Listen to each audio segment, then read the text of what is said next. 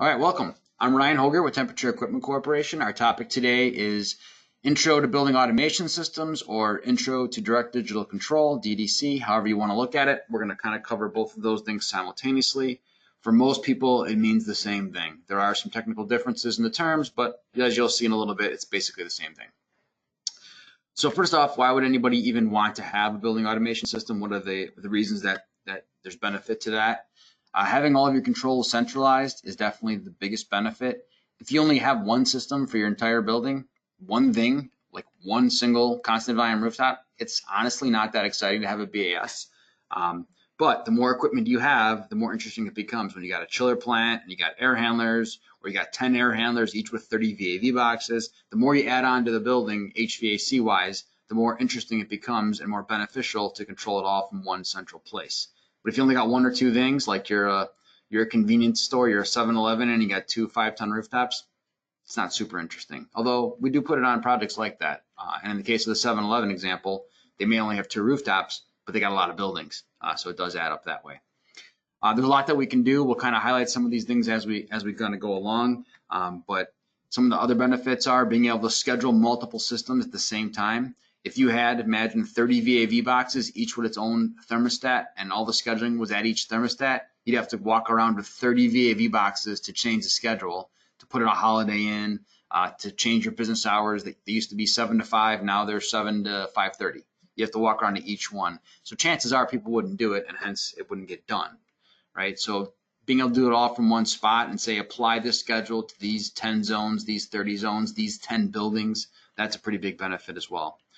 We've always said there's a benefit of monitoring the health of the equipment, but honestly, up until recently, we haven't really done that. I mean, you could do it. You had the sensors, you could get the trend data, and then you could analyze the data, and you could still do that, obviously. But now systems are becoming more robust where the system can analyze the data and boil it down to simple things for you. And we'll talk about that later on at the end of the presentation today.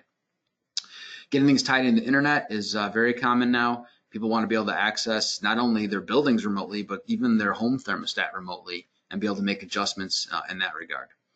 Having the system proactively tell you in a way that you want to be told. So having an alarm show up on a front-end workstation that's downstairs hardwired in a boiler room, unless you're hanging out in the boiler room, it's not very helpful to you. Having the alarm sent to you via email or text message or some other means like that where it's proactive and in your face can be a big benefit. Now with that, we also have to be smart on how we set them up. People don't want to get an email for every single little tiny thing in the building, right? They don't want to get a text message for every VAV box that's 0.1 degrees out of set point. But if the boiler goes down, yeah, they want to get a text message for that. We can collect the data and we can trend the data and we can present it to you in Excel spreadsheets or in graphical formats so you can digest it and try to see what's going on, look for inconsistencies. And like I said, sometimes the data can actually be analyzed by the systems now. And then in some cases, which is not as common, you may want to integrate the HVAC controls into other building automation systems for lighting, security, things like that. We'll talk a little bit about that today. From an HVAC perspective, which is the focus we're going to have today because all of us are HVAC guys, this has kind of been the history, if you will. We used to have lots of different types of control systems. Now we pretty much have everything as DDC for the most part, but we have different kinds of DDC. So it used to be that you would have pneumatics in larger buildings. They'd have an air compressor control to be running on the pneumatic pressure power, if you will, or you'd have electrical controls that did not have microprocessors.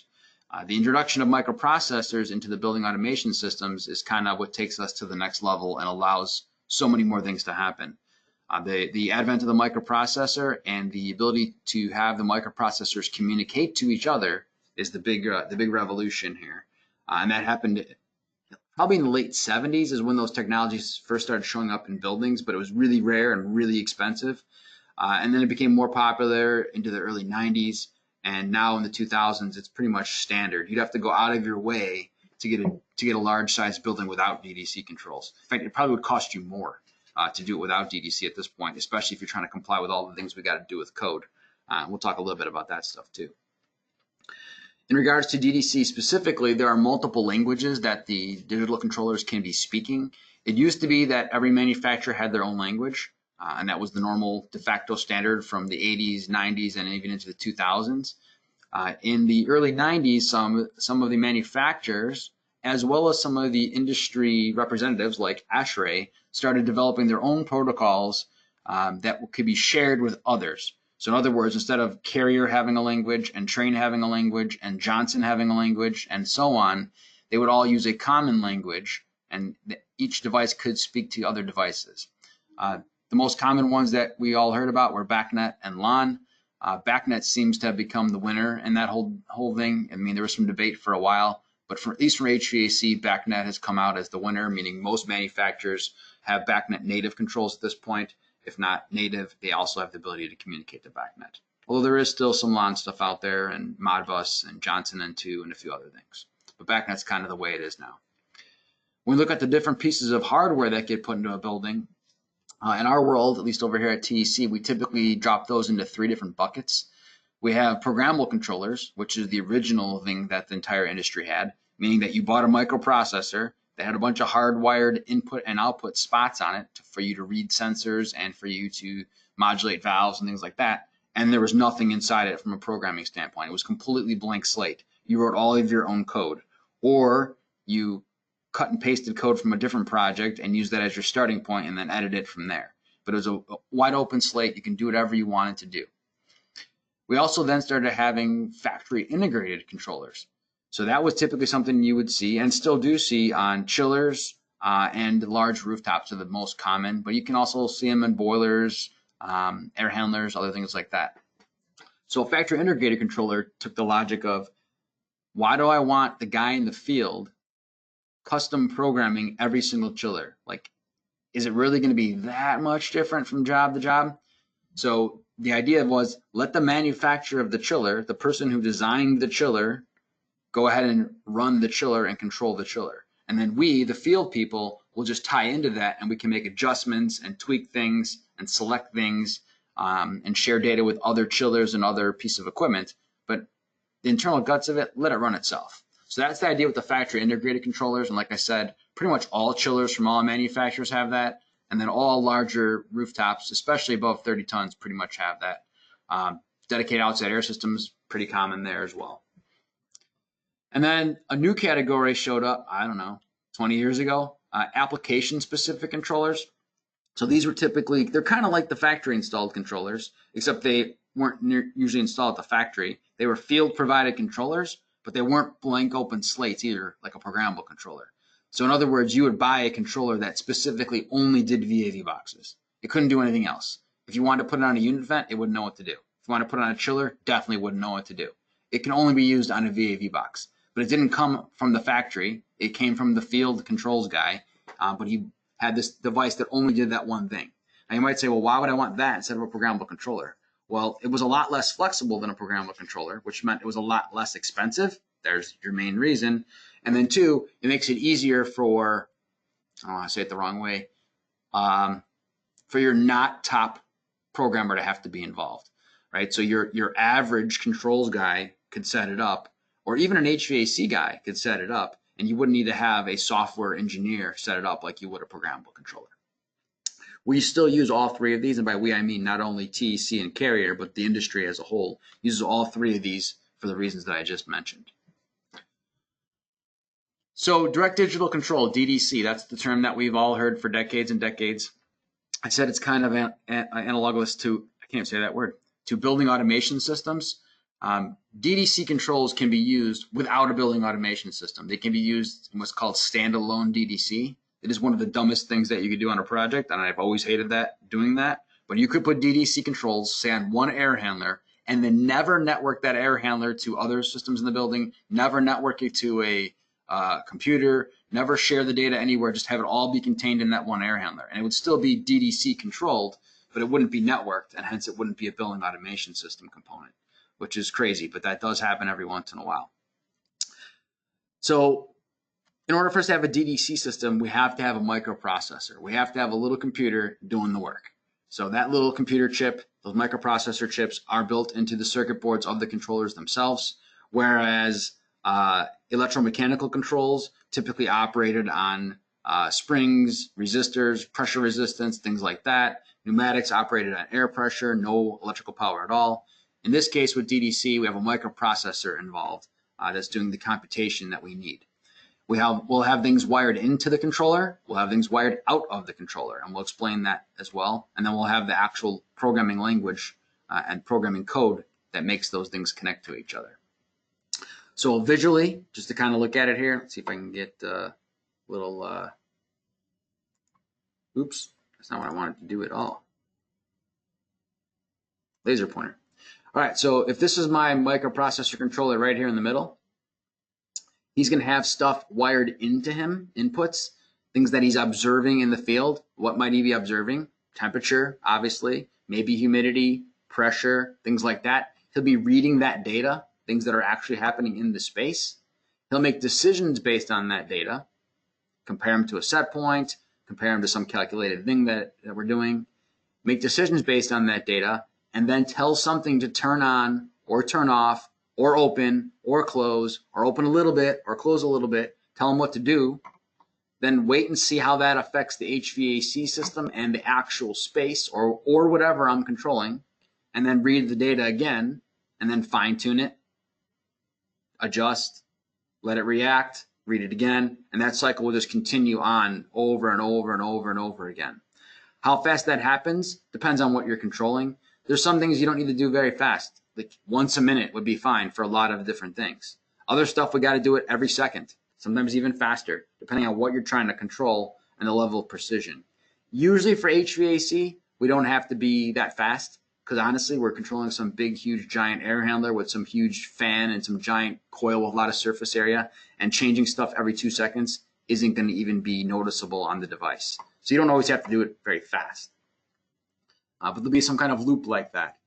If we don't have the inputs to read what's going on, such as temperature or whatever, and we just told stuff to happen, there'd be no feedback, and we never would get it correct. We'd never get it tuned in, if you will. We would just say, oh yeah, turn this thing on. Great, turned it on. Why did we turn it on? Well, it was just time to turn it on because it's 8 a.m. and now the chill water valve is wide open, and then whatever happens all day happens all day. No, we got to look and see, is the space hot? Is the space cold? Should we open the valve more? Should we shut the valve? So we got to have that feedback, if you will. Oops, I went the wrong way there. So on our controllers, we're going to have what we call a point. There are multiple kinds of points, and sometimes they have multiple names depending on who you're talking to. We're going to base everything off of the way I like to word it because I'm the one running the class. So we can have hardware points and we can have what I call software points. A hardware point is something physically wired into the controller, right? So with a temperature sensor, typically would be hardwired in. Right? We'd have a couple wires going from the sensor over to the controller to read that temperature. But I could also have a software point, meaning I didn't wire the temperature sensor in. Maybe I got temperature from a different controller over the communicating network, right? So maybe that would be my kind of software point. It's not physically wired in, but it does exist. In either case, when we look at the points, we're going to break them into 4 major categories. And there's a couple of reasons that we do this. One of the main reasons we do this is that some of the controllers that we might use in the field can only, each of the points, each of the wiring terminals on it, may only be able to use for 1 or 2 of these things and not flexible for all of them. So we need to kind of define these things and then be able to see what we need on a particular project, say an air handler control, and then make sure we get the right hardware that can do the things that we need it to do. So for first off, we have inputs and outputs. Inputs are monitoring things, reading things, data coming in. So typical inputs would be like temperature, humidity, stuff like that. And then we also have outputs. That's not something we're reading. That's something we're doing. We're turning a boiler on. We're ramping a VFD up, right? We are shutting a window, right? Something weird like that even. We're causing something to happen versus reading what happened. So on the inputs, we have 2 flavors typically. We have an analog input, or sometimes just called AI. And that's something, well, maybe it's easier if I describe a discrete input first. A discrete input, which also gets called a digital input, which also gets called a binary input. That kind of thing has 3 different names depending on who you're asking. If you're looking at the Bacnet type standard, we would now call that a binary input. But historically, it was called discrete or digital, and then not till really the Bacnet age did most people start calling it binary. So discrete, digital, and binary all mean the same thing. It means something is either on or it is off, and there's no such thing as being in between. It can only be one thing or the other. So on or off, open or closed, left or right, up or down. There's nothing in between. It is one of those two discrete things. It's one of those digital binary things. Digital and binary means ones and zeros. So it's either a 0 or it's a 1. All right, so that's the discrete stuff. An analog input is anything that's not discrete. So what's not discrete? Temperature is not discrete. It is not 70 degrees or 72 and nothing in between. It could be 70, 70.1, 70.2, 70.3, and all the way up to 72 and beyond. Right? It could be any one of those things. So it is an analog value. The same thing would happen with humidity, pressure, GPM, CFM. All those things are analog inputs to the system because they can be any number of values. They are not an either or thing. And then on the output side, we have the same scenario. We have analog outputs and discrete outputs. And once again, discrete can be discrete output, digital output, or binary output, depending on whose language you're looking at. They all mean the same thing, meaning one or the other. So discrete output would be something on or off again, start, stop. Right? So I can have a command that turns the fan on or turns the fan off. It doesn't tell me how fast the fan goes. If I want to do how fast the fan goes, that's an analog output. I want the fan to run at 28%. I want it to run at 42%, 73%. That would be an analog output. Discrete means it's on, off, start, stop, open, closed, enable, disable. You're commanding something to be either one or the other.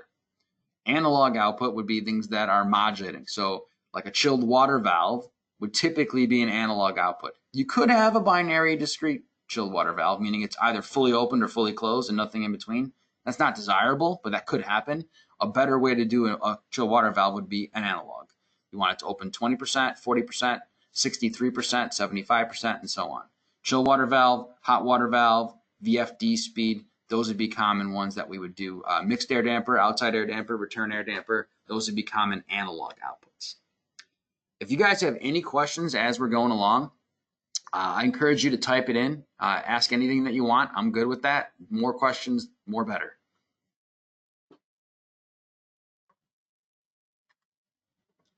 All right, so let's take a couple examples here. And usually I would draw these out on the board, but we're not live today. You know, we're remote because no one can do anything anymore. So I got to kind of like verbally describe this to you. But we'll take a really simple example here. We have a cooling coil valve, right? So it's a chilled water valve. And I'm going to control chill water based on supply air temperature. I'm going to decide that I want to have 55-degree air in the duct, and I'm going to open, close, modulate that chill water valve to get it.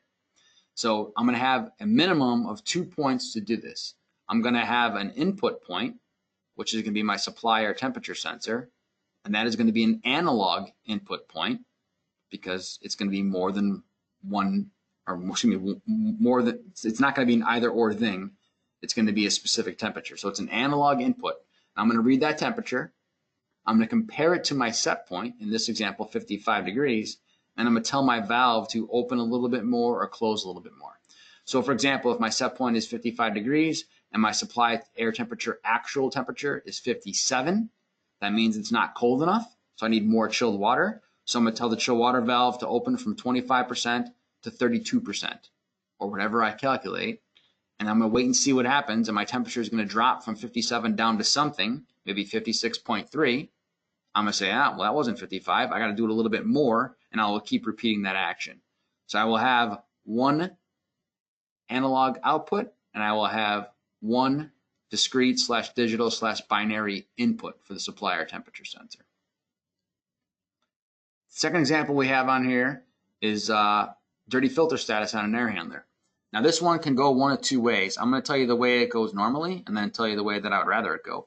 But normally, meaning historically, it's done with a switch. The word switch means something is either on or off. Think of it as a light switch.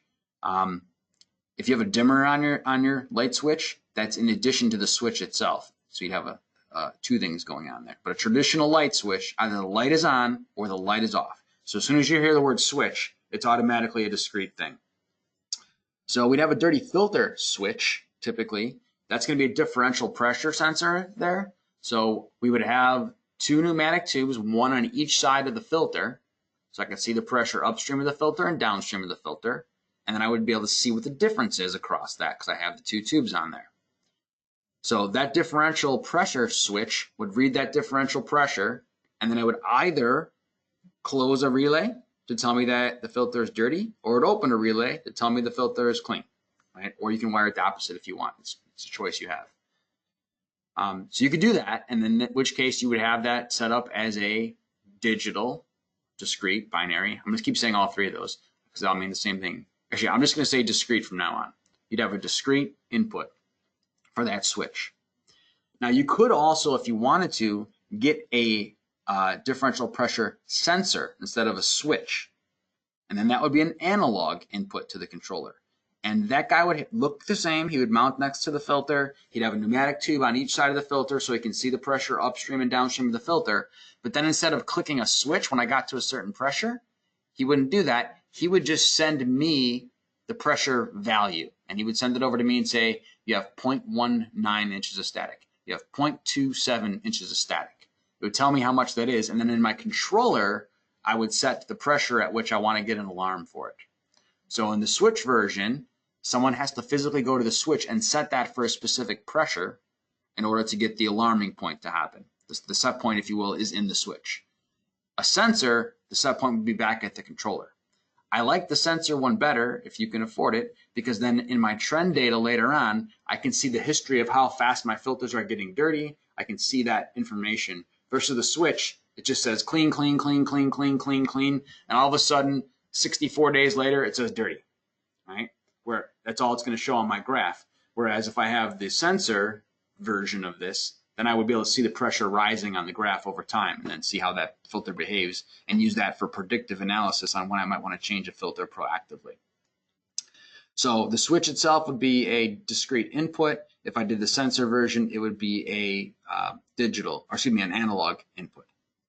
What's my output in this case? Well, I don't have a physical output. I mean, I guess I could. I could have an output wired from the controller to turn like a light bulb on or something like that. No one's going to do that anymore, at least not these days. Back in the 80s and 90s, that was actually a common request. People wanted a light on the panel to say the filter was dirty. I always thought it was the stupidest thing when I was programming. I'm like, dude, you got this cool building automation system, and you're going to walk your ass down over here to the air handler room to just look for a light? Why don't you just look on your computer? That was my mentality, but some of the dudes wanted the light. But in any case, our normal output in this case is actually going to be an alarm that gets sent to the building automation system. So it won't be a hardwired output. It'll be a software output that just sends an alarm message to whatever I want it to go to. Computer, cell phone, email, text, whatever. Chun typed a question in. I said, what is an air switch? I'm assuming you're just using the verbiage that's on my screen here. So that's a generic term. We can use the exact same kind of switches that I was describing for the filter. We can use it for dirty filter status. We can also use it for proving fan airflow. So just like I put pneumatic tubes on both sides of the filter, so I can see the pressure difference across the filter, I could use that same exact piece of hardware, that same switch, and put the two pneumatic tubes on both sides of the supply fan. And when I see that differential pressure, then I can say that, the fan is running. And if I don't see differential pressure, I'll say, the fan is off. There are numerous ways to with a building automation system, prove if a fan is on. That is one of the ways to have an air switch going across the supply fan or return fan for that matter. Other ways that you could do it, you could have what we call a sail switch or paddle switch. So just imagine a little tiny, let's just make it envision in our heads, a little 6-inch by 6-inch paper sail, like for a little tiny sailboat. You have that sitting in the duct, and when the fan turns on, it pushes that sail forward, which mechanically clicks a switch, which then electrically sends me my signal. You could do that. I don't think anybody likes that. Those things are problematic. They're a pain in the butt. Sometimes they break. Sometimes you see them on humidifiers. The humidifier manufacturer will ship it with the humidifier, but most building automation guys hate using those ones. So you could have the air differential pressure switch. You could have a sail switch like that. You could also use an electrical current sensing switch. So we can actually put a little tiny amp meter essentially on one of the legs of the fan. And then when the fan is running, we'll be able to see that it's drawing more amperage. And then we can say that the fan is in fact running. We need to know if the fan's running for multiple reasons. One, if we tell it to run and it doesn't run, that means there's a problem and we got to solve that. But two, most of the things I'm going to do, like turning on stages of compression, modulating chill water valves, turning on electric heaters, whatever it is, most of the things I'm going to do, I'm only going to let it happen if I have airflow. So I'm going to want something to prove I have airflow before I actually start turning things on. Otherwise, I have the risk of breaking more stuff. Keep the questions coming as you guys have them. So we have a little exercise here. Normally with the class, I would read through these and you guys would answer, and then I would make fun of you if you got them wrong. But remotely, that's not going to happen. And because we have close to 100 people on here, I'm definitely not unmuting all of you because that would be chaos. We have some of the small classes we did. Like this morning, we did a class, I think it was 23 people, and we were able to handle that one by unmuting people. But with like 100 people and sometimes more, we can't do that. In any case, let's go through these and think about which each of these is, if it's an input or an output, and if it's analog or discrete. And I'll just pause on each one as I read them off, so you can kind of think of it on your own, and then like 5 seconds later, I'll tell you the answer. So the first one is supply air temperature. Is that an input or an output?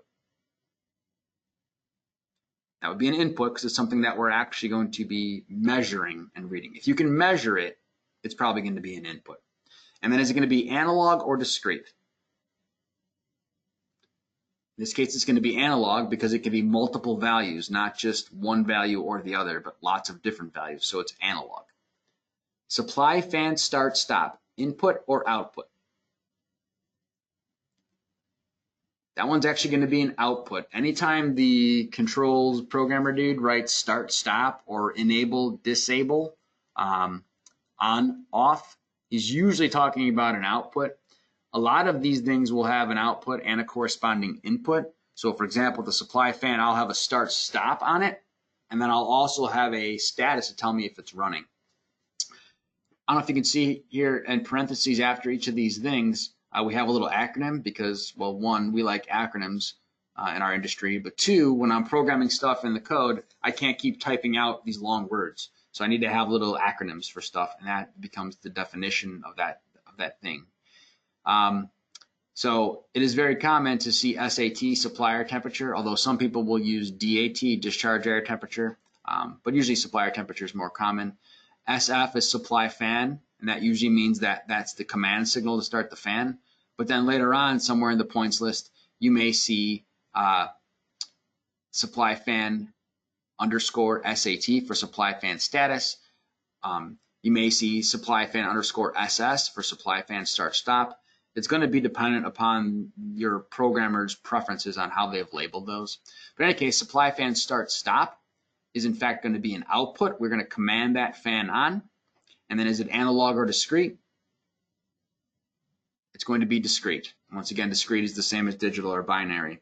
Discrete meaning that it's going to be either started or it's going to be stopped. There's no in between, at least on the fan that we're talking about right now. Return air relative humidity, or any humidity for that matter. So a lot of times you see the acronym again, RARH. Is it input or output? It's in fact an input. It's something that we can measure and we can read.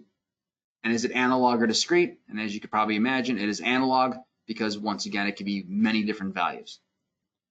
Hot water pump status, input or output?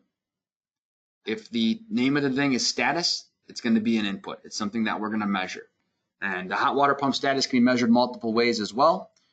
In fact, the same ways we measure the supply fan status, we can measure the pump status, whether it's hot water pump, chill water pump, condenser pump. Our choices are to put a current sensing donut on there, put a current sensing relay on there to measure the amperage and decide if it's running based on the amp draw. We could do a differential pressure reading across the pump, or we can do one of those. For airflow, we call it a sail switch. For water, we typically call it a paddle switch. And once again, nobody likes the paddle switch. It's even worse in the piping systems than the sail switch and the duct systems, because the paddle switch, unless it's absolutely the right length, if it's too short, the water won't be able to push the switch because it won't have enough force, because the force won't be applied down at the far bottom of the pipe. But if it's too long, it may scrape on the inside of the pipe and hence not move either. So nobody likes putting those in. They're a pain in the butt. There's lots of other ways to do that. But in any case, that's going to be an input because it says status. Is it going to be analog or discrete? In this case, it's going to be discrete. Either the pump is on or the pump is off. Now, you could also measure differential pressure on the pump and bring that pressure in to the controller, in which case it would be analog because you want to see, oh, is it this pressure, this pressure, this pressure, this pressure, or this pressure? Right, but in this case, it's just a dumb status.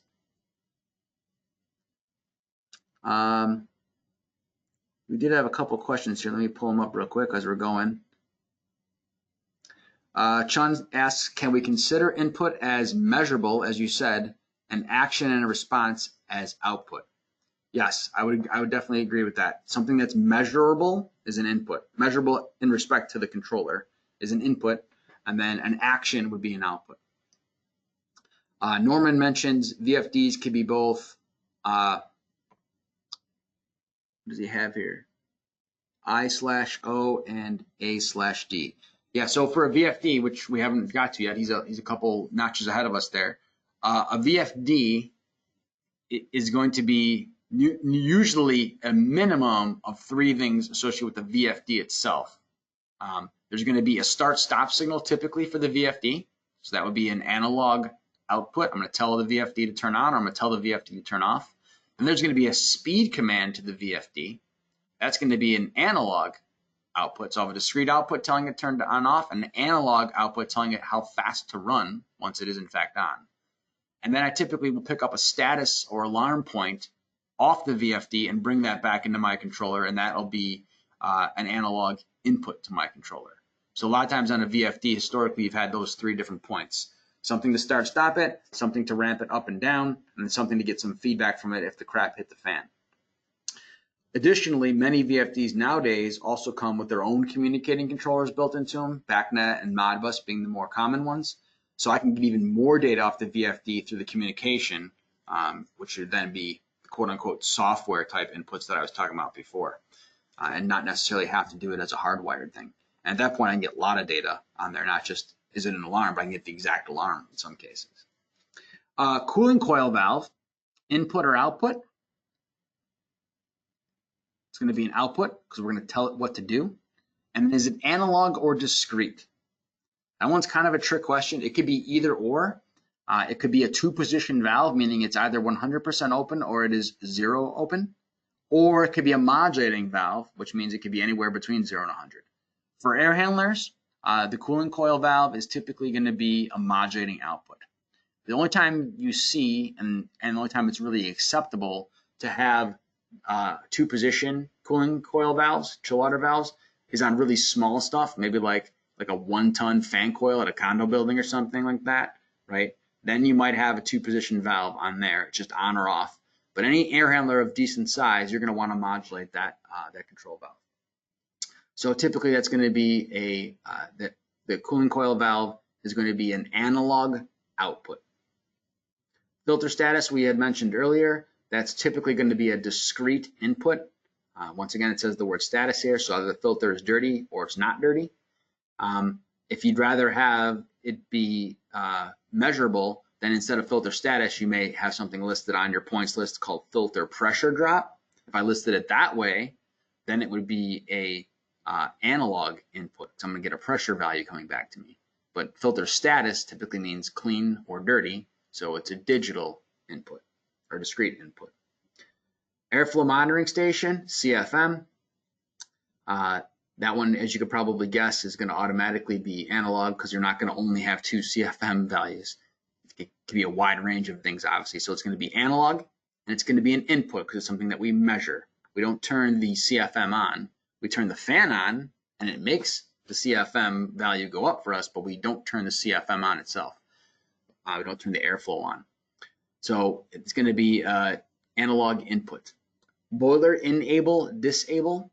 As I mentioned before, as soon as it says 2 things like that, start, stop, on, off, open, closed, enable, disable, you automatically know it's going to be a discrete thing. So it's discrete in this case, and it's going to be an output. We're going to tell the boiler to enable. We're going to tell the boiler to disable. And there could be other values and points later on. As things get more complex, I may have stages in the boiler, or I may have some kind of modulating gas valve that I control. In a lot of cases, the boiler has its own internal controls that handles that, and we just got to tell it when to turn on and off. And maybe there's 3 boilers there, and we got to tell each of them when to turn on and off. We usually don't do much more than that on the boiler. Tell it to turn on and off, monitor some temperatures. Oops, clicked on the wrong thing.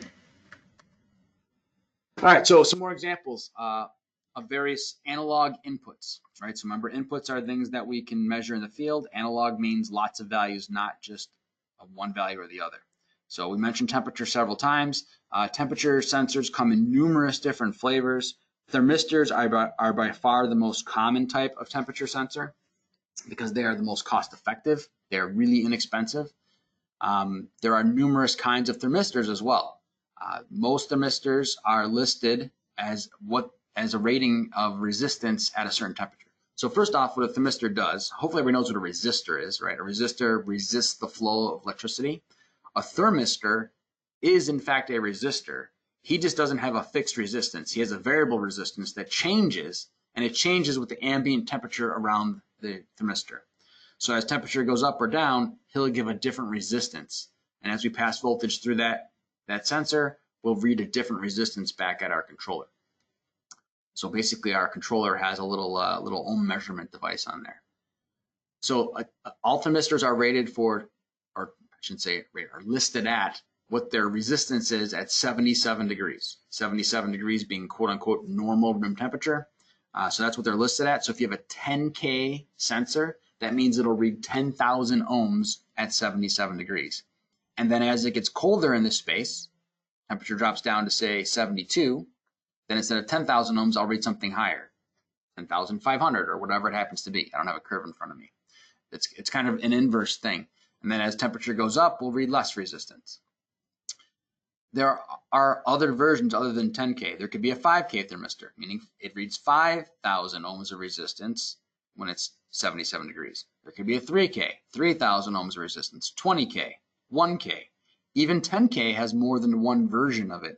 There's 3 different versions of 10K. All of them read 10,000 ohms at 77 degrees, but they have different slopes to their curves. So as you get farther away from 77, they would expand differently. So 11,000 ohms of resistance may mean 72 degrees on one curve, and it may mean 67 on another curve. So there's all those types there. Then beyond thermistors, there are other types of temperature sensors that you can purchase and install. And there are various levels of more accuracy associated with them, but they are significantly more expensive than thermistors. So for HVAC, thermistors are pretty much your default standard. Norman is asking, in what case would an RTD be used instead of a thermistor? I've never had the reason to use an RTD. I do everything with thermistors, but then again, I've only done HVAC work, in which case, if I'm off by a half a degree, like, it really is not that big of a deal. Most people can't even perceive anything within 2 degrees.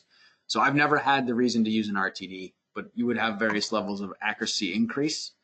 So maybe if you were doing some kind of process thing as opposed to comfort cooling, then maybe you might want to look into that and be willing to spend more money on something like that.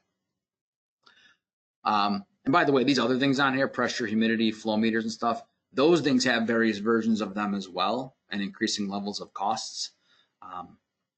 And we typically, for most stuff, are getting commercial grade things to do buildings as opposed to industrial process type things. Another analog input would be pressure. This could be air pressure, or it could be water pressure, or it could be refrigerant pressure, any of those things.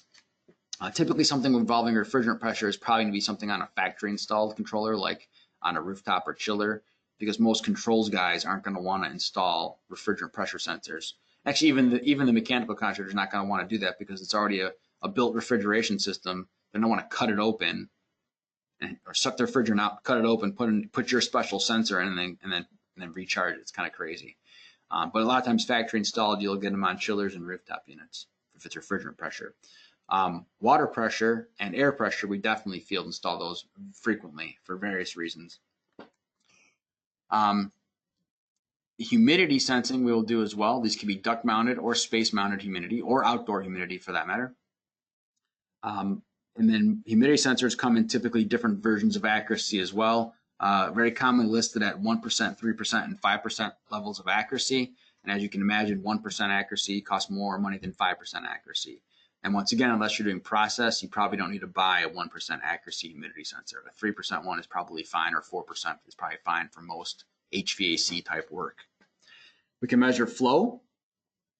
If it's air, obviously CFM. If it's water, obviously GPM. The CFM, measuring flow for CFM, is typically called an airflow monitoring station. And in most applications, well, most jobs you won't have one at all. But when you do have them, it's typically going to be on the outdoor air intake, because they want to be able to measure the outside air CFM to make sure they're bringing enough in, make sure they're code compliant, those sorts of things, and then constantly tweak the dampers to make sure they're getting the right amount of fresh air in the building. But you could put them on the return. You could also put them on the supply. You can measure the airflow in numerous places if you wanted to. But an airflow monitoring station is most commonly going to be seen on the outside air intake. Flow for GPM, measuring water flow in a pipe. The most common application for this is going to be when we have variable primary flow chiller plants. I'm going to be wanting to control the pumps on the building to maintain the pressure that I need throughout the building as my valves open and close. But I also don't want to go so low on the flow that the chiller can't stay online. So I'm going to have some minimum flow. Well, if I want to police, maintain, and enforce minimum flow, I have to be able to measure the flow. So that's where the GPM is typically going to come in, a GPM flow meter on the water side. We can also measure voltage. We can measure amperage, which is current. If we measure both voltage and amperage, we can calculate the kW, obviously. And we can also plot that over time to get the kWh. We used to have to measure all those things separately. We have to measure the voltage, measure the current, collect it over time, and then try to calculate the kWh usage for stuff. Now, typically what we do is we buy a power monitoring station from one of the electrical sensor suppliers and hook all that stuff up, and their device already measures all of that. And then it just sends us a signal over the Bacnet to tell us what the values and data are. But in any case, you can still wire them into the controller if you want to go old school. And then we can also have various kinds of gas sensors. I'm showing CO2 on here, carbon dioxide. You can measure carbon monoxide, although that wouldn't be very common for a building automation system. But you can measure it if you wanted to. You can measure nitrogen dioxide. You can measure VOCs. There's all kinds of sensors you can get to measure various gases. CO2 happens to be the most common one related to HVAC applications. Let's see, I'm going to expand this a little wider so I can see Norm's question. Norm says, for some flows we use pressure differential, but have recently changed some to flow sensors. These are low flow conditions. Is this typical? I don't know if that's typical. I would normally have both, especially like I said on a variable primary flow system, meaning I don't have primary secondary piping. I have one piping system for both the chiller plant and the building, in which case I have one circulator handling that whole thing, or two in parallel. I would have both. I'd have differential pressure sensor controlling the speed of the pump, and then flow to limit the low end of it to keep the chiller, or in some cases boilers online, although you wouldn't typically do variable primary in a boiler plant. Most guys still do primary secondary in the boiler plant. But I've never seen anybody use a flow sensor instead of differential pressure. Usually it's both. Usually it's differential pressure, or it's differential pressure plus flow sensing is the normal scenario. On the discrete inputs, like I said, it could be anything that could be a switch. So it could literally be a light switch on the wall, an up and down light switch like you have in your kitchen or whatever, click, click. It could literally be that wired into the controller, although I don't know why you would do that, but you certainly could. Things that we're typically going to want to measure, some of the same things we were just measuring on the left-hand column, you could see them again on the right-hand column, right? Airflow and water flow. But in this case, instead of measuring the CFM, we're just measuring, is there airflow, yes or no? Not how much of it there is, just yes or no. And then same with water. Is there water flow, yes or no? Not how much GPM, but just is there any flow at all? So you can obviously do that depending on your application with differential pressure switches. Other common ones, and the airflow switch we also would use for the dirty filter alarming. Freeze protection alarms, duct smoke detectors. We'll talk about those later on as well. Those would be other common ones. I don't really need to know how cold the air is when I have a freeze condition. If it's a freeze condition, it's a freaking freeze condition. I need to do something now and take evasive action, which we'll talk about later on. I don't need to know if it's 36 degrees or 35 degrees in there. Either way, it's freaking cold and something bad's about to happen, right? Same with duct smoke detectors.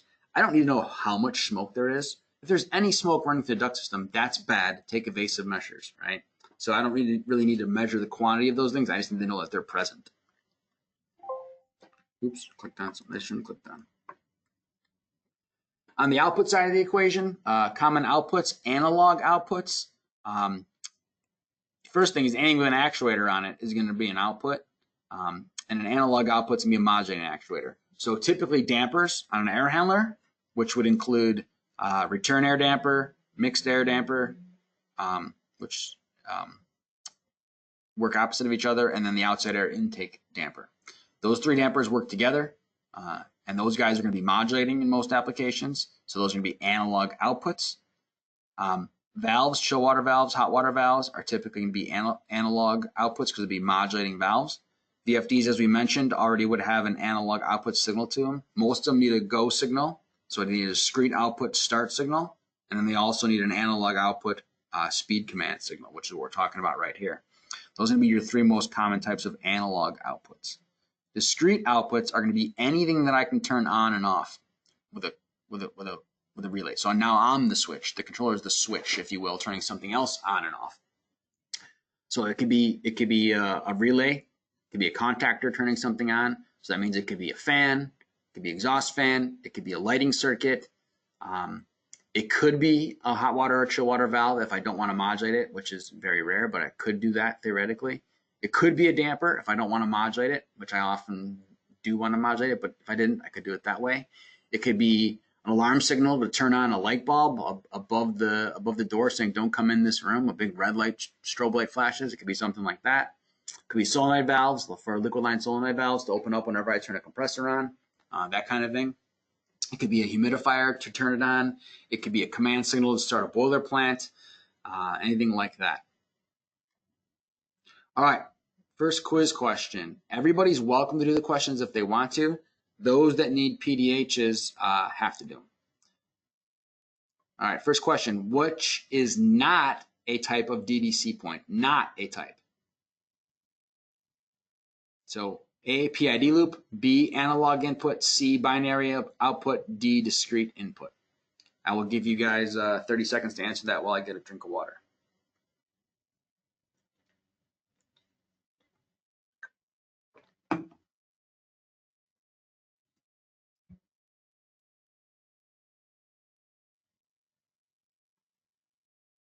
I can't believe we talked 50 minutes and only made it through 14 slides. I'm gonna have to do the part 2 of this down the road. All right, I'm gonna give you guys another 10 seconds to pick one of these answers here, and then we'll close this down. Like I said, everybody can answer if they want to. Those that need PDHs have to answer. All right, I'm closing it. Only 58% of you voted, so that's why I'm a little nervous to close it. A bunch of you must be hovering your mouse over an answer.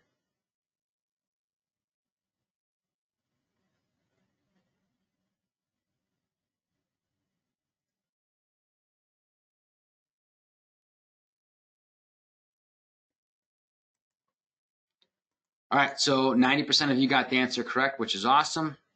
The correct answer is a PID loop. We haven't even talked about PID loops at all yet, and we will in a minute here. But that, in fact, was our correct answer. All the other ones, inputs and outputs, analog, binary, discrete, are ones we've talked about.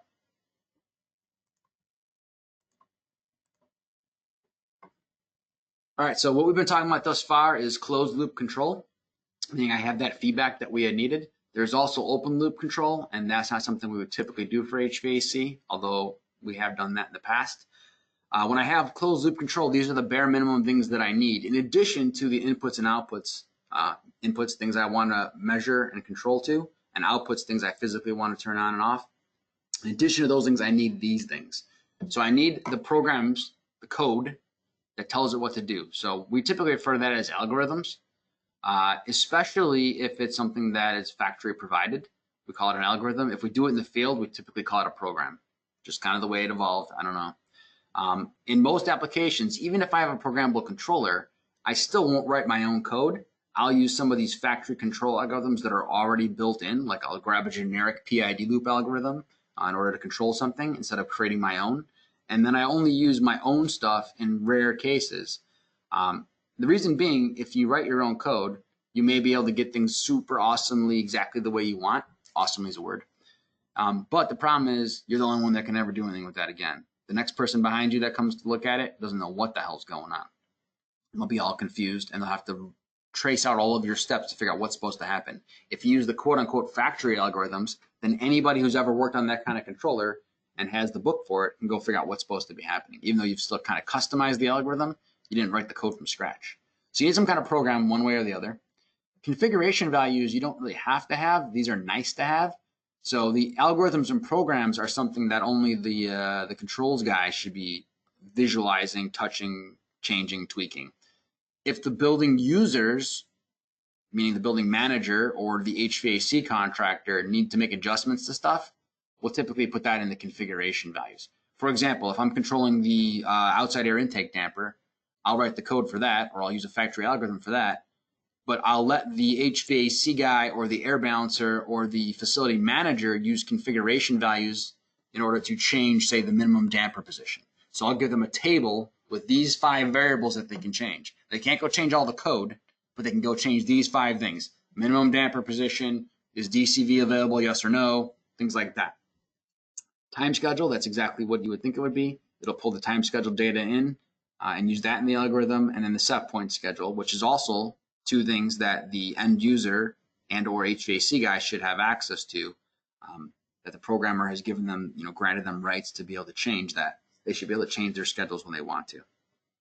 Let's see. Norman asked what a PDH is.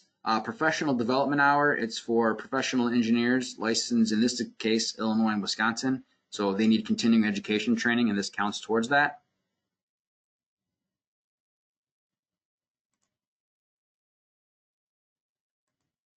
Several people said they had difficulty clicking on the quiz questions. You know what I think happens sometimes is that some of you go to the full screen view of the GoToWebinar, in which case it doesn't let you click on stuff. So you may have to just hit escape. So you go back to a almost full screen view, and then all of the button clicking stuff is available to you again. So I'll try to remember to tell you guys that when we go to the next quiz question, just in case, but I think that's what happens.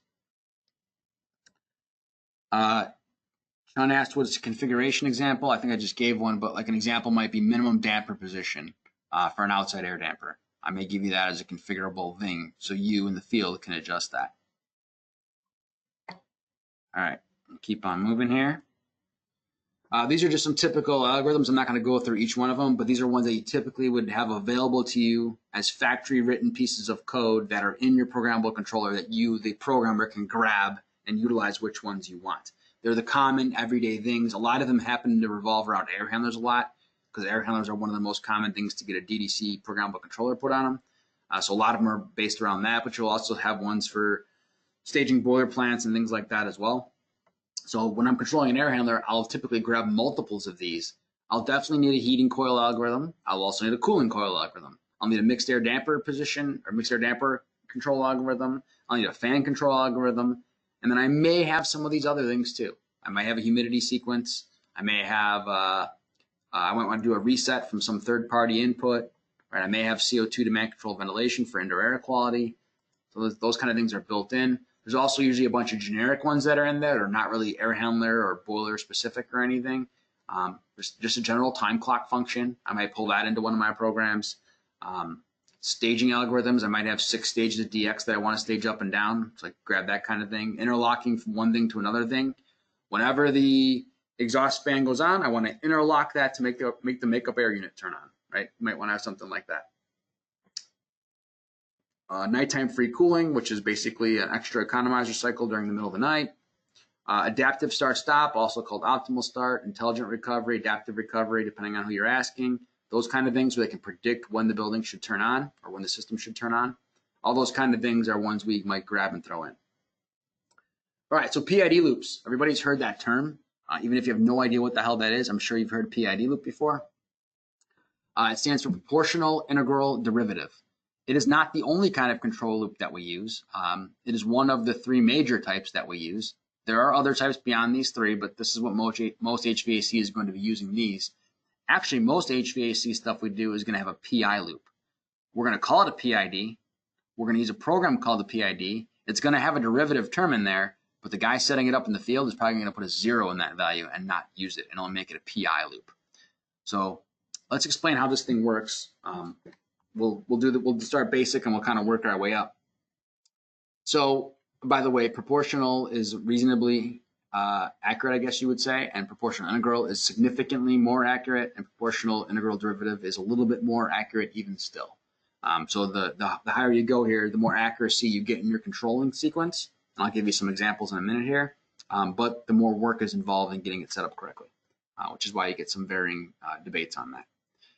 So the proportional term basically means if this, then that. If I read this, I'm going to do that. So for example, if I'm controlling the cooling coil valve, once again to 55-degree supply or temperature, and if I read 57, I'm going to go to position 23% of the valve. If I read 56 degrees, I'm going to go to position 12 of the valve, right? I may have exact things like that in there. That's the proportional discussion. And you can see why that would not be super accurate. The integral is going to take into account the rate of change. So what that means is not only do I know the set point and the current temperature, but I know how fast I've been trending towards achieving that set point, or how not fast, how slow, I guess. Not fast sounds stupid. How slow I've been not achieving the set point. So I know that rate that's happening, so I can use that, mathematically use that to predict how much I should actually change things. So for example, if I'm trying to get to 55 degrees and I'm at 57, I'm going to require a pretty good opening of the chilled water valve to make up that 2 degrees. But as I get closer and closer to that 55, right, I'm at 55.3, 55.2, 55.1, I'm backing off the gas pedal, if you will, because I see that it's about to happen. I'm about to get there. If I didn't have that back off, then I would overshoot it, right? And that would be problematic. It would be cyclical. That derivative term cleans up the error allowances. So the way I like to tell people, I try to explain it the best I can, is that the integral term fixes the proportional term. It makes that better. And then the derivative term is kind of like the rate of change correction to the integral term, if you will, and it cleans that guy up. That's usually the way I think of it. HVAC equipment is generally huge, large coil surface areas and things like that, and it takes a lot of time, real time, for changes to happen. So we don't really need, in most applications, the derivative term. We're not doing stuff fast enough for it to even matter. So typically we use a PID loop, but we only end up really using it like a PI loop, proportional integral, because the derivative just gets ignored. Most programmers just remove it. They put a 0 in there and don't even use it. So if we give an example of proportional control, the example we're going to do is with an automobile. Oh my God, I said automobile with my grandfather. We're going to do it with a car. In this case, I have a 55 mile per hour set point. That's what I want to get to with my car. If I am doing 50 miles per hour, I'm going to have to speed up, right? Give it more gas. But if I just speed up, it would overshoot to 65, and then I would slow down and overshoot, and I would overshoot, and I would overshoot, and I would overshoot. On average, I would be going 55 miles an hour with this proportional control on my cruise control of my car. I would be going 55, but really it would be cycling between 55 or 50, excuse me, and 60 and 50 and 60 and 50 and 60 and 50 and 60, averaging out to 55. And that wouldn't be a really great way to drive. It'd be kind of herky-jerky and it wouldn't be very smooth, but it would get me there in the exact same amount of time as if I had driven an exactly constant 55 miles an hour. It would just be kind of sloppy, right? The integral term, like I said before, takes into account the rate of change. So I'm going too slow. I got to speed up to get to 55 miles an hour. So I give it more gas, right? And I would overshoot a little bit and say, oh, that was too much. So I'm going to back off, and I'm not going to overreact as much this time. I'm going to give it a little less gas, but not quite as little as you would think. So I don't go quite as far off.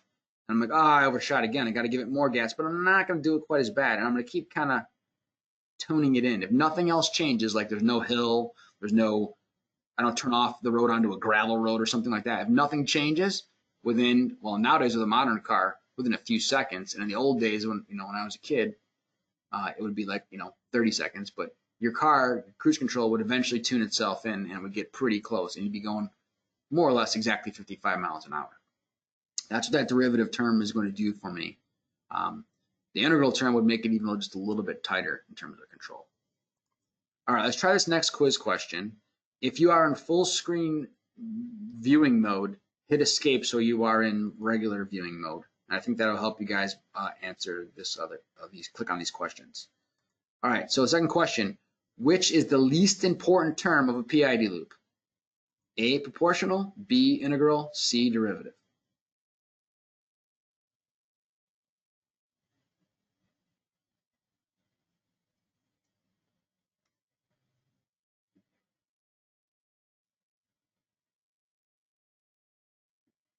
All right, everybody's answering at a much faster pace, so apparently hitting that escape to go back to a regular screen is working for everybody. Sorry about that, I should have said something. I didn't realize there was an issue for anybody until I pulled up the question chat box over here, and I was like, oh. All right, 80% of you guys have actually responded, so I'll just give it another few seconds here.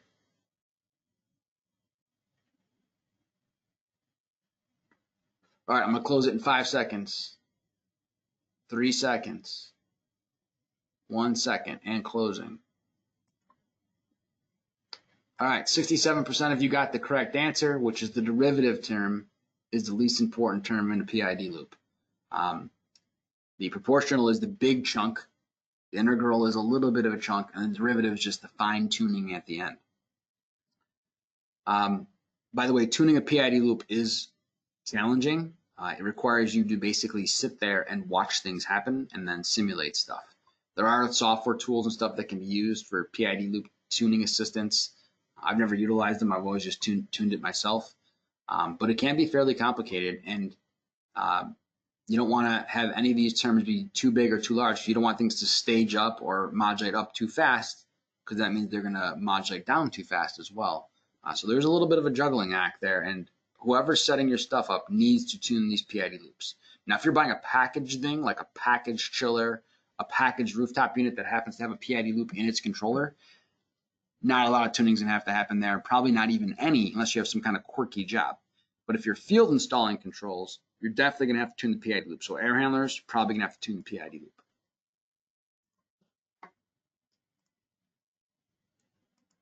All right, let's build an air handler here. Put some controls on this guy.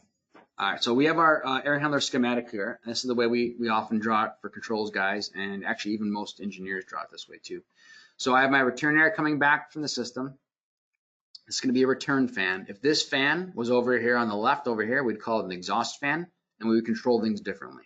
But right now it's a return fan. And you may or may not even have a return fan, right? On a smaller system with not a lot of ductwork, you don't even need the return fan. My outside air intake is over here. My supplier is going that way. Later on, we'll add heating and cooling coils and all that good stuff and dampers. But that's basically the choices here. Return air comes back. He can either exit out the building, or it can take a left turn and go back in and mix with the outside air and go back to the supply fan. So right now, the very first things that I need to do. Oh, sorry guys, the poll is still up. Why is the poll up?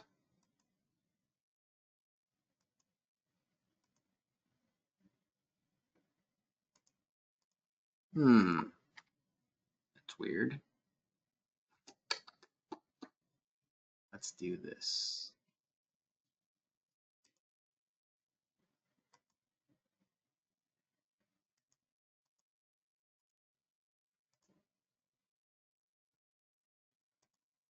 What the hell? I'm like stuck in like permanent poll world here. Let me exit out of my PowerPoint and re-put it up and see what happens. That didn't change anything. Ooh. All right, give me 30 seconds. Figure this out.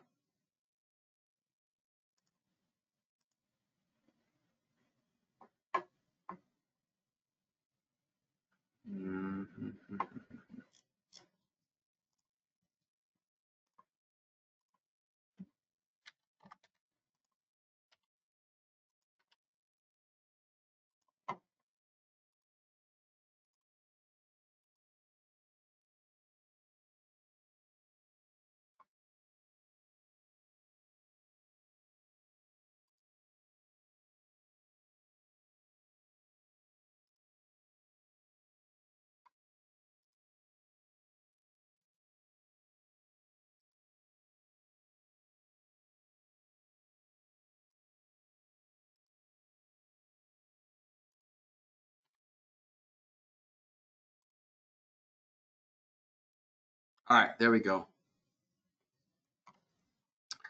That was weird. I don't know what was going on there. Like it was like stuck in the poll version. Super weird. All right, so thank you for letting me know that. I don't know what the hell happened. 10 years of using GoToWebinar, I've never had that. Use it every week. All right, so I'll just do the shorter version of what I was saying. Return air is coming back through the system and moving out. It can either exit out through the exhaust, or it can take a left turn, or it can mix with the outside air and come back through the system and go through the supply fan. In this position over here, we call it a return fan. If the fan gets physically located over here, we'd call it an exhaust fan, and it'd be a slightly different application.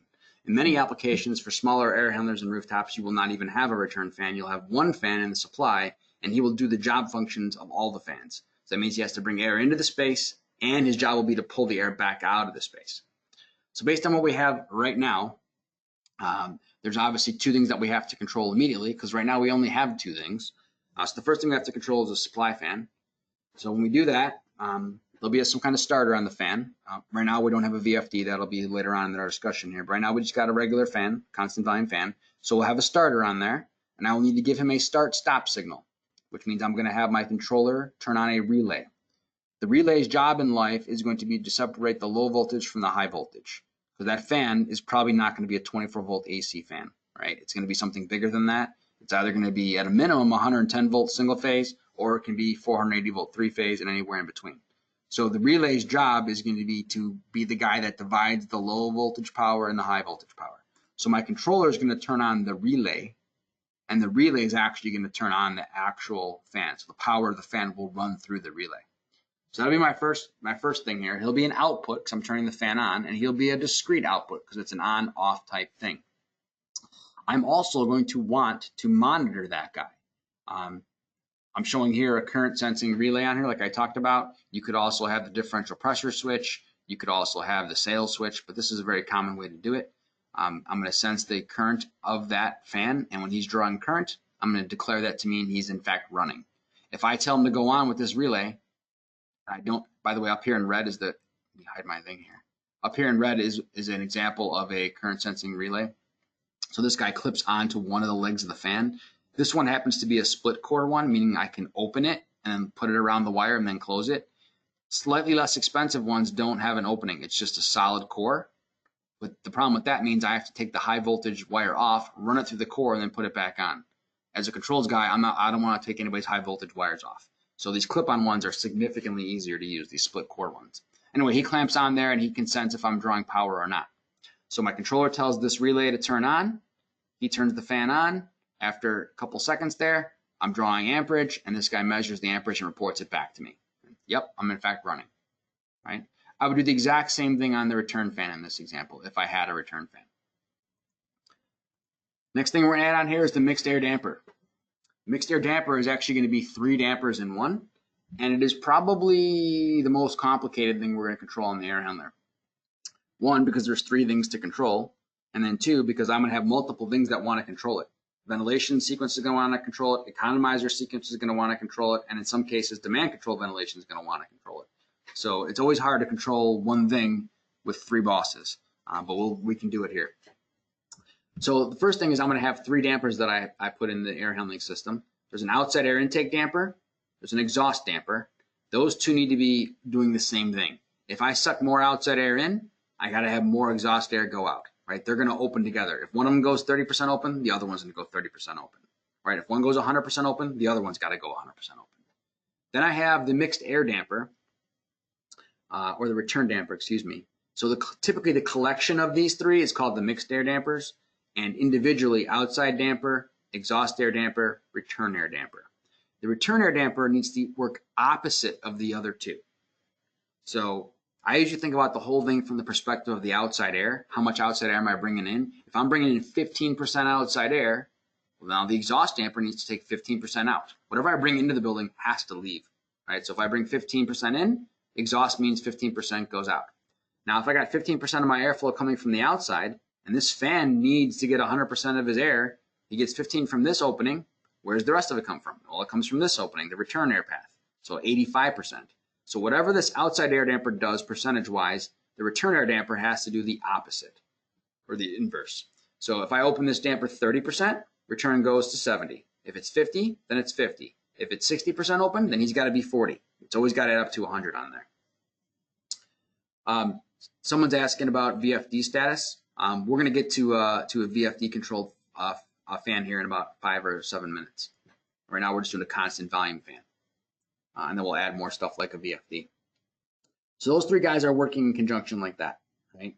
You can have all three of them wired back to your controller, or you can have all three of them wired to one spot. So what's the difference there? Well, my controller is going to have a fixed number of outputs on it, and if I have enough spare outputs to send a signal to each of these three dampers, that would be a great way to do it, and then I can individually tweak each of them. But if I don't have that, I will use just one single output, send it to the outside air damper, and then piggyback him over to the return air damper, and then piggyback his wiring over to the exhaust damper, and then on the return air damper, I will flick the switch for rotational direction to make him go the opposite of the other two. So I can get it done with one output if I want to, which might mean that my controller does not have to be as robust or be as physically large with as many outputs. When it comes down to it, I'm going to have a fixed number of inputs and outputs on these controllers, and I'm going to probably try to get it done with as little amount of hardware as I can cost effectively do so. When I'm controlling the mixed air damper, I got to read the mixed air temperature. So minimum ventilation position, that's going to be easy. Someone's going to tell me what that is, and I'm going to program it in here, and it's just going to be there. But on an economizer day, I'm going to want to modulate that guy more. So on economizer day, we call for cooling. We check the outdoor air conditions, meaning temperature, humidity, or both. And if the conditions are nice outside, then instead of running a compressor, I'm going to open up the ventilation damper more, the outside air damper more. How much I open this damper on an economizer day is a function of this mixed air temperature sensor. He's going to tell me how much to modulate. I'm going to typically set him for 53 degrees because normally I want about 55 degrees in the supply duct, and I'm going to assume I'm going to get a degree or two of waste heat off the supply motor. So if I get 53 here, I know I can make 55 in the supply duct. So I'm going to set this guy for 53 degrees.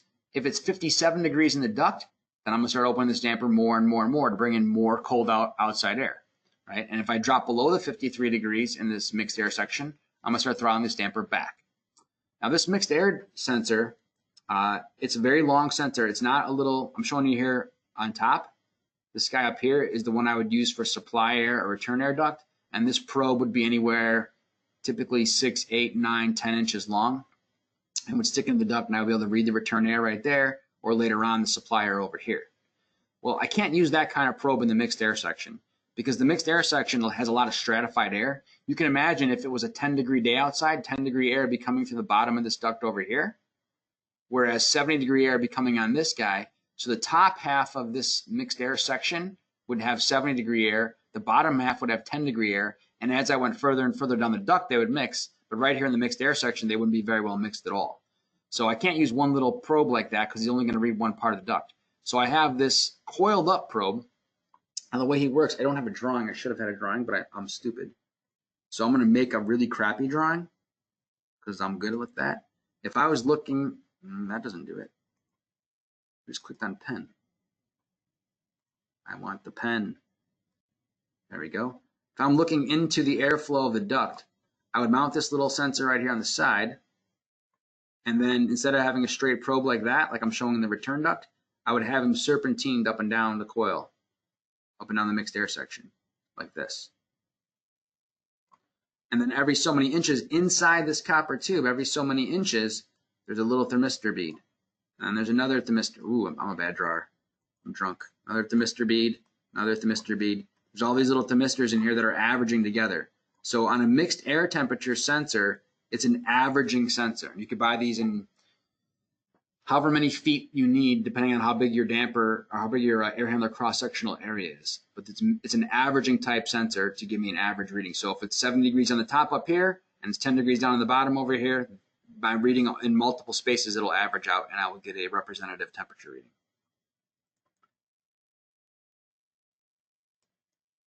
I'm going to add a cooling coil valve next. And for now, I'm going to assume these are modulating because it's an air handler. It could be a two-way or a three-way. The picture of the valve over here is a three-way. Over here is a two-way. A two-way valve is by far more common now because of the variable speed pumping sequences that we have. A three-way valve is kind of old school and generally not desired at all for any applications any air handler applications. But if it was a three-way valve on my drawing over here, I'd have another pipe right here. But on a three-way valve, basically as I shut off flow to the coil, it bypasses it back into the return. So the pumping system never notices anything different really happened. So it never slows down. On a two-way valve, if I throttle this guy back to provide less chilled water, then what ends up happening is the pump sees that increased pressure on his sensor and he'll slow down, which saves me energy. So two-way valves are by far more common now. In any case, I got a modulating chill water valve here. I'm going to need 2 more sensors added onto my system to control him. This is a constant volume air handler in my case. I'm going to need a space temperature sensor and a supplier temperature sensor. Space temperature sensor's job is to say, do you want cooling? Do you want heating?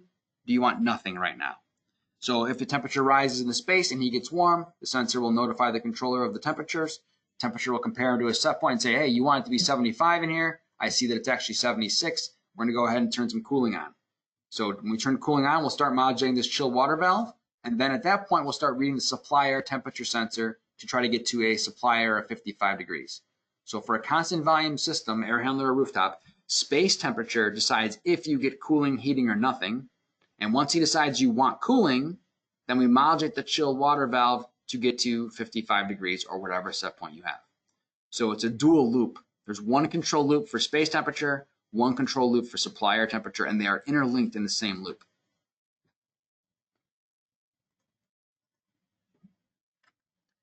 Hot water valve is going to work exactly the same way. I don't need to describe that, but the space temperature sensor will say, do you want heating or cooling? And then we'll modulate it to get to a certain supplier temperature sensor. By the way, the supplier temperature sensor should be fairly low. If you're doing overhead heating, meaning your diffusers are on the ceiling, which most of these commercial projects are, and you are following the ASHRAE handbook or you're following ASHRAE 62, in either one of those scenarios, you're going to be limited to the space temperature and supplier temperature sensor, space temperature and supplier temperature discharge from the diffuser being no more than 15 degrees difference. So if you have a 75-degree room, which is a pretty warm room, you can have no more than 90-degree discharge. If you have a 70-degree room, 85 is your absolute maximum allowed discharge air temperature. You can heat every single room in all of Chicagoland with 85-degree supply air. If you can't, it's probably because your window's wide open. But the reason for that is that the hotter the air is coming out of the diffuser for overhead heating, the air will hang at the ceiling, it'll stratify up there, and hence you'll have a warm ceiling and a cold floor, and you won't satisfy the thermostat until the heat lowers down from the ceiling downward, which means you're going to have a 50-degree floor, a 98-degree ceiling, and the thermostat will say it's 72 and perfect in there, and people will be freezing because their feet will be freezing. So by having that no more than 15 degrees above the space temperature, it allows the diffuser to throw air into space and get proper mixing. So in the control sequences, typically I always cap them at 90-degree discharge, and sometimes even less if the space temperature was even less. There are a few other sensors that'll be get added into the equation. I mentioned the mixed air dampers before. I need to add an outside air sensor so I know if the outside air is suitable for outdoor cooling. I can do this in numerous different ways. At a minimum, I would have an outdoor air temperature sensor. I may also have a temperature sensor and a humidity sensor.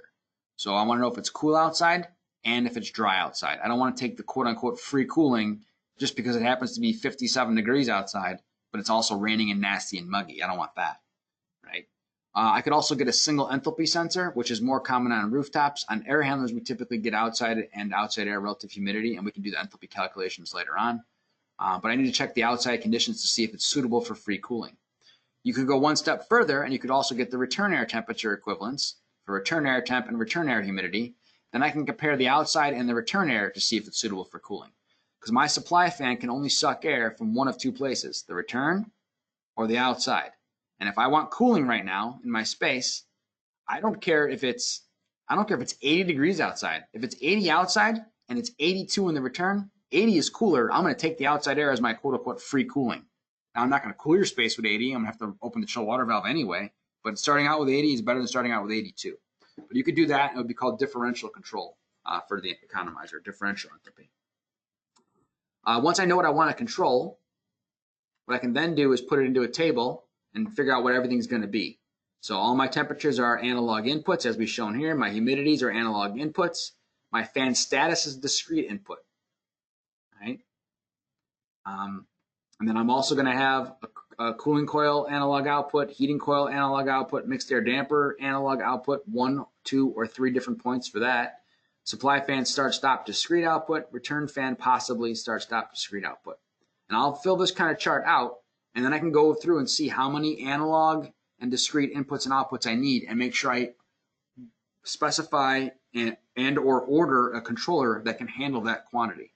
If I need 12 points and I only buy one that can do 8, that's going to be a problem, right? If I need 9 and I only buy one that can do 8, I can either buy another one, or I can look at it and say, well, is there one of these points I really don't need to have? Is there somebody I can get rid of, right, and not have to have that extra controller? Mike asks if we can repeat the discussion about temperature stratification, discharge air temperature. Yeah, it comes up a lot in our air distribution discussions. And if anybody's ever, anybody knows who Dan Edhout is, he's an ASHRAE distinguished lecturer for decades. He works for one of the VAV box manufacturers out there. But he preaches really good on it. You'll see him in the ASHRAE journal as well. In any case, it's a pretty popular topic, but the absolute highest temperature you can have coming out of a diffuser for an overhead heating system is no more than 15 degrees above the space temperature.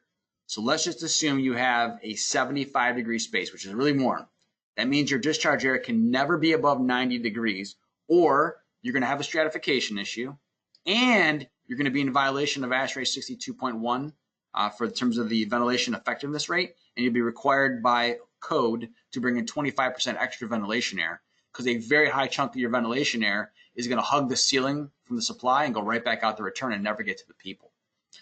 So you can't be, basically you have to keep it below its 90-degree discharge. If you have cooler space temperature like 70 degrees, then you need to keep your discharge at 85 degrees and less. If it's too high, the heat will hug the ceiling and it'll exit back out the return.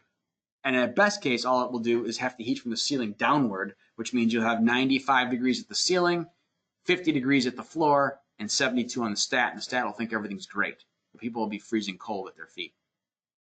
On rooftop units, when I used to do controls on those, they're always oversized, always oversized. And if I was lucky enough to have 2 stages, when I had problem jobs saying that they couldn't heat sufficiently, people would complain they're cold. I would look at the stats and be like, dude, it's 72 degrees. How can you be cold? I jack it up to 75. I'm still cold. 78, I'm still cold. How can you be cold at 78 degrees in here? And they'd be like, I don't know, my feet are freezing.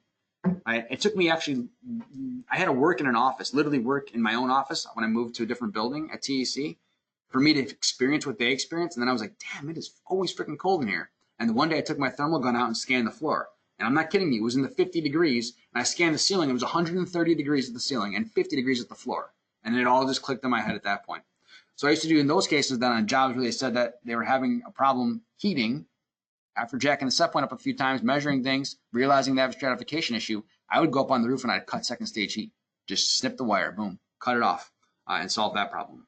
Lots of jobs that way because they're so oversized. All right, let's go to a VAV air handler and talk about what's a little bit different here. I'm trying to power through a couple more slides here. I was going to try to do a little bit of integration discussion, even though that was not something that I had mentioned in the registration or advertising for this, but maybe I'll do integration as another day for those that are interested in that. Let me see real quick here too what my next poll question is coming up on here, what it needs to be. Okay, yeah, we'll be good here. Let's go through the VAV stuff, and then we'll be caught up with all the poll questions at that point too. All right, so VAV system, variable air volume system, and for those that are interested, next Friday we have an hour-and-a-half topic on just VAV systems and how they work and function, not from a control standpoint necessarily, just overall, so controls and design, airflow, everything. That's next Friday if you're interested. But the purpose of having a variable volume system is so you can have zoning. So you can give individual temperature control to each person. Each one of these rooms wants their own thermostat and their own control, if you will. So that's how we're going to do it. We could give them all their own HVAC equipment. That would be extremely costly and expensive. Dang, man. Somebody said the slides got stuck again. Oh, okay. Are we good now on the slides? You know what? Let me turn off this little laser pointer. Maybe that's what's slowing me down. All right. So it sounds like we're good here. So I can give everybody their own HVAC equipment. That's not very cost effective, especially for really small zones. So we're going to do zone dampered systems. VAV is not new at all. This is super old stuff. We brought it into the digital age in the 90s, but this whole thing's been around for a long time. Saves energy over constant volume systems, improves comfort over constant volume systems. You can buy smaller equipment versus constant volume systems, although you do need to buy more complex equipment that costs more, but it'll be physically smaller. And then most importantly, the fourth point on here, VAV is for buildings that need cooling year-round. On a 0-degree day, your building needs to want cooling. Otherwise, VAV is not the best choice for you. And we'll dive into all the reasons for that next week. But for now, the way it works, VAV, it goes into a morning warm-up sequence when the building first goes occupied. What that means historically is that we turn on all stages of heating, open up the hot water valve as far as it goes, turn the gas burner on, whatever it is, turn on all stages of heating to the maximum, open all dampers wide open 100%, ramp the fan up to maximum airflow, and then just cook the space until the return air gets warm. Then we shut all that off, and we open up the chilled water valve and start maintaining 55-degree discharge air for the rest of the day. The morning warm-up's job was to take the chill off the building because desks are cold in the morning and all that stuff.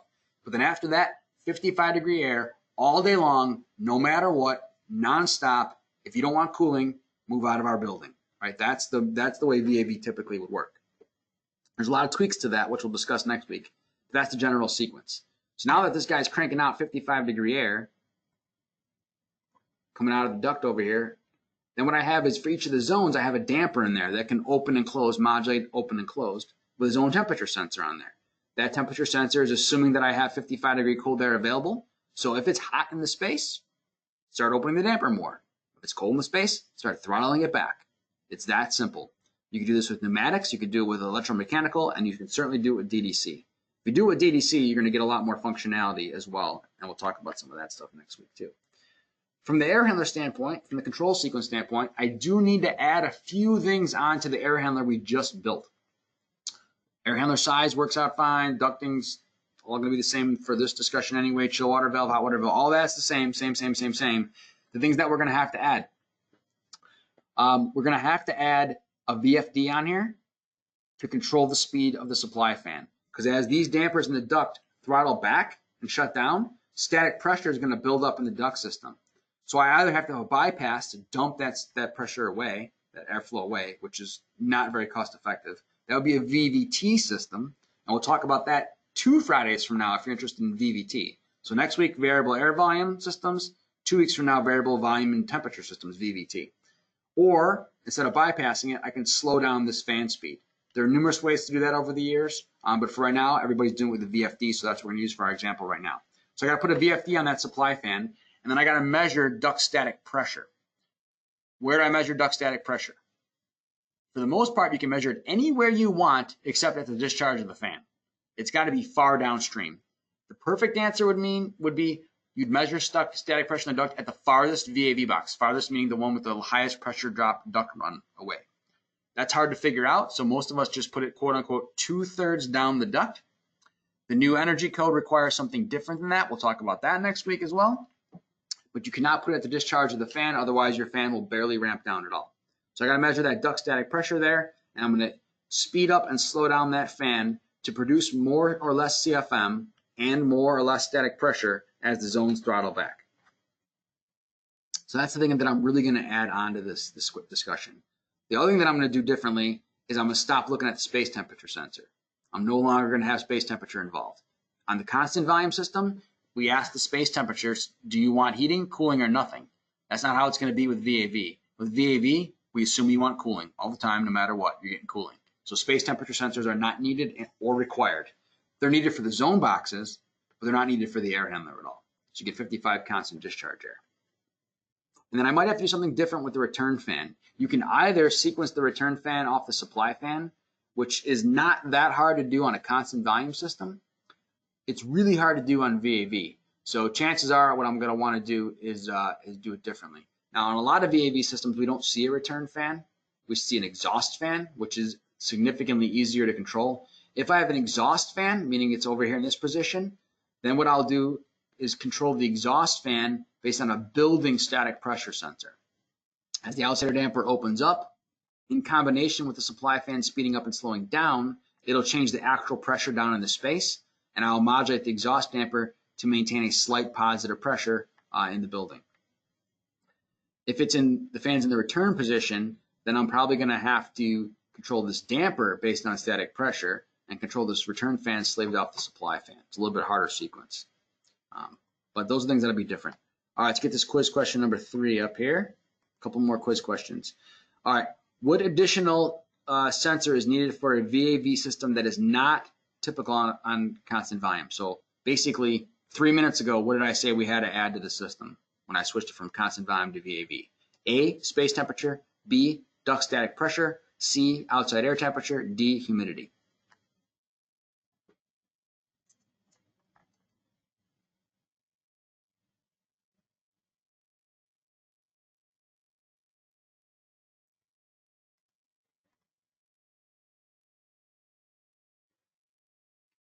All right, 74% of you guys have answered, so I'm going to close it in 5 seconds. In 3 seconds. In 1 second. All right, 84% of you got the correct answer, which is B, duct static pressure is what I'm going to need to measure that I was not measuring on the constant volume job. Now, whether it's constant volume or VAV, there's going to be some other very common sensors that I'm going to have. These are 3 of the most common ones that I would have. We already kind of talked about the filter sensor, all right? And I mentioned previously I'm going to have a differential pressure sensor or differential pressure switch. The one shown down here is a differential pressure switch. I'm going to have him by the filter, and I'm going to have a pneumatic tube that goes from each side of that guy so I can measure the pressure difference through this filter or across this filter. In some cases, you might have a pre-filter. You could do a switch on that one also if you wanted to. You can have more than one. You may have a post-filter like in a hospital. You can also have a switch over there. All right, so that guy's going to be wired into the system. We already talked about him. He's going to be a switch. He's going to be an analog input. You can also do it with a sensor, and he'd be, a switch would be a discrete binary input. You could also do it with a sensor, in which case I'd read the actual pressure and relay that to the controller, and then it'd be an analog input. I'm going to need a freeze stat. And the first thing you're going to notice is this freeze stat looked a lot like that mixed air sensor I showed you earlier, a copper coil all wound up. And I'm going to install it the exact same way. I'm going to serpentine it up and down, up and down, up and down. But there's going to be a couple main differences here. For one, the mixed air temperature sensor is going to be in the mixed air section, meaning where the return and outside air ducts come together. And the freeze sensor will be in a different position, possibly, not always, but possibly. Actually, usually he will be. So a different location is one. The second thing that's going to be different is the mixed air sensor, if you recall, had a bunch of little sensor beads in him that averaged out. He was an averaging sensor. The freeze stat will not be an averaging sensor. If any section of the freeze stat sees the freeze temperature that I set, and I'm usually going to set it for 37 degrees-ish, if any section of that, let's just say for right now, any 1 foot section of that sensor sees 37 degrees, initiate the freeze sequence, right? Because what I don't want to happen is I don't want that 10-degree air coming along the bottom and 70-degree air coming across top, still stratified. And on average, it says it's 57 degrees, which is great.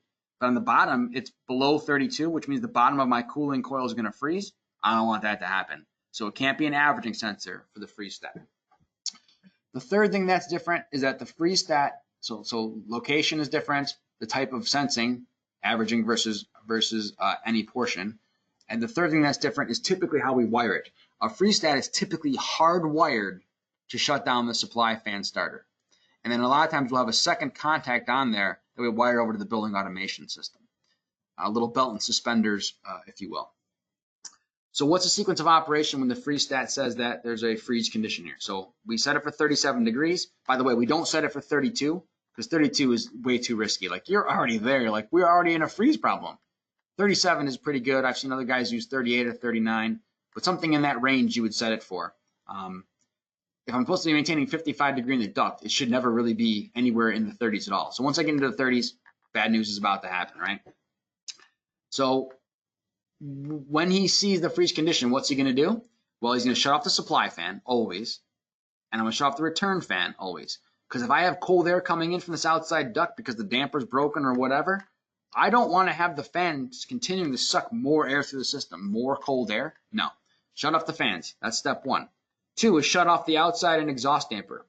Shut them, shut them. So shut the outside, shut the exhaust, open up the return damper. So kill the fans, close the dampers to the exterior of the building. Then I'm going to open up the hot water valve. That one should be obvious for everybody. Open them up. Whatever hot water I have, let's start circulating that through here. Solve this problem. And then on the chilled water valve, believe it or not, I'm going to open it also. Do not close the chilled water valve. Many people make that mistake and they lose their coil. Open up the chilled water valve. Why are we opening it? Well, 1, it's harder to freeze moving water, right? But 2, the water from my chiller is 46 degrees, assuming the chiller is running right now. It is literally warmer than my freeze problem. 46 degrees sounds warm when my freeze condition is 37. Give me the warm 46 degrees to solve my problem. So chill water moving probably won't freeze, and it's also warmer than my current air temperature, so it's all a good thing in that regard. So shut off the supply fan, shut off the return fan, close the outside air damper, close the exhaust damper, open the return damper, open the hot water valve, open the chill water valve. Those are all the things I'm going to do in a freeze scenario. In regards to the position, the freeze stat cannot be in the mixed air position in this particular air handler configuration that I'm showing. Some air handlers it can, and this one it cannot, specifically because the freeze stat has to be downstream of the hot water coil. You cannot put it upstream of the hot water coil, because if you put it upstream of the hot water coil and the air comes in stratified, he's going to see the cold air. Or if it's not stratified, what if I just have a lot of outside air for ventilation reasons or whatever? He's going to see the cold air. On a 0-degree day, he's probably going to see below 37 degrees, and he's going to trip off, and then nothing's going to work. The hot water coil's job is to heat that water back up to a not freezing scenario. So if he's doing his job, great, freeze stat can go right after him. If for some reason that water coil is not doing his job, then I want to trip. So the freeze stat is going to protect mainly the chilled water coil, but even downstream, he's still going to protect the hot water coil. If this valve broke on the hot water and I got down to 37 degrees, I'm still going to protect the hot water coil by turning off the fans and shutting the dampers. So in this scenario, the freeze stat has to be downstream of the hot water coil, probably upstream of the chilled water coil. Duct smoke detector. Whenever you're at 5,000 CFM or higher, you're required by code to have a duct smoke detector. Sometimes it's in the supply, sometimes it's in the return, because one code, International Mechanical Code, and another code, NFPA, require it to be in different spots. So depending on which code your town follows, it'll be in a different location. I forget which is which, but at 2,000 CFM, which is basically 5 tons, you got to put a duct smoke detector in and hardwire to shut down the fan. I will also wire the auxiliary contact off of the Lawrence responded in that NFPA is the one that requires it on the supply. All right, then that means mechanical code requires it on the return. By the way, if you have a town that requires both codes, you'd have to put one in both spots. Or for either code, IMC or NFPA, when you get to 15,000 CFM, both codes require it in both spots. Regardless of where it's physically located from a control sequence, his job is going to be to turn the fan off, because I do not want to continue to circulate air through a building where there's a fire going on, so I can just spread the smoke from one room to the next room. That's stupid, right? So turn the supply fan off, turn the return fan off, shut the outside air damper, shut the exhaust damper, open the return, and then hell, for the good measure, let's open up the hot water and chill water valves. Basically, it becomes the same sequence as the freeze stat. So we can do the exact same job functions there. And then he'll have an auxiliary contact on there, so not only is he hardwired to the starter, but the auxiliary contact goes back to my controller, so my controller can tell all the dampers and everything else what to do as well. All right, and I'll add those onto my chart to make sure I get the right size controller. Let's do these last quiz questions here so we can be wrapped up. All right, which would be a good set point for a freeze protection sensor? Your choices are 30 degrees, 32 degrees, 37 degrees, 47 degrees.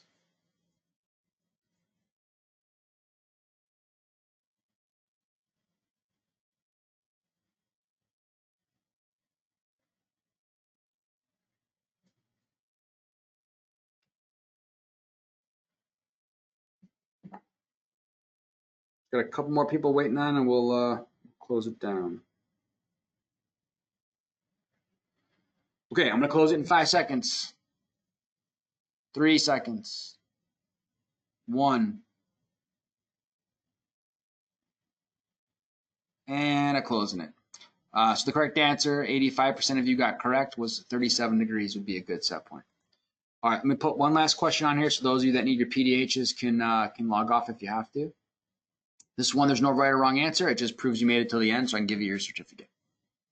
I mean, obviously, the right answer is obviously very helpful, number 5, but you can answer it however you want.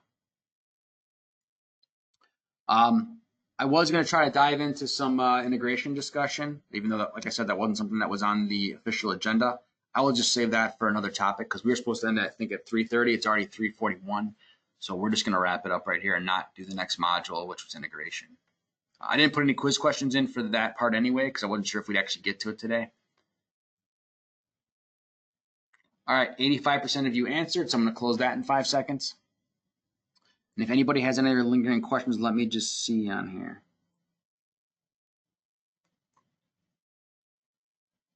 Oh, I missed one. Andy had asked one a little while back. He says, on some old drawings, I see variable points, or VP, in addition to analog inputs, outputs, digital inputs, digital outputs.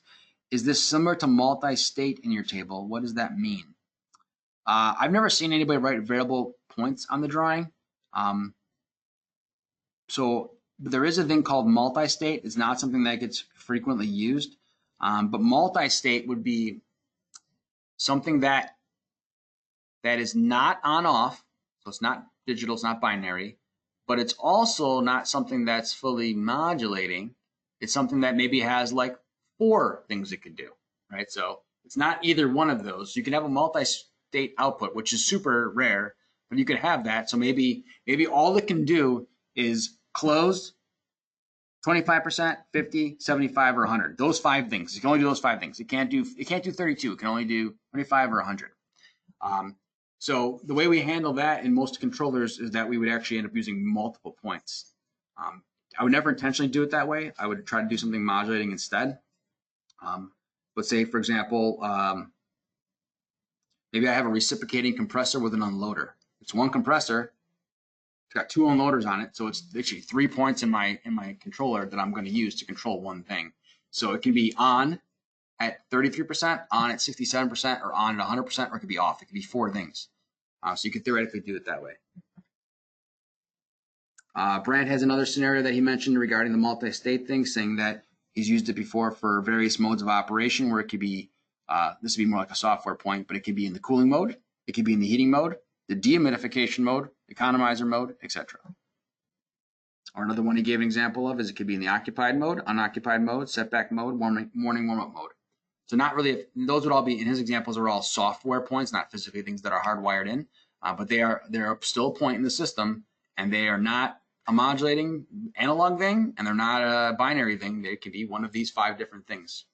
Those are good examples, Brad. I appreciate that. I don't see any other questions on here. All right, well, if there's no other questions, I'm going to go ahead and end things. If you did need the PDH certificate, and assuming you answered 3 of these 5 questions correctly, I'll get those graded probably tonight still before I go home. But Kelly probably won't get them typed up for a couple weeks because she's still doing the ones from last week. So you'll get a certificate in your confirmation email today from GoToWebinar. That's fine, but it's not the PDH one that you'll get in a couple weeks from Kelly. All right, thank you guys for your time, and I appreciate you guys joining me today.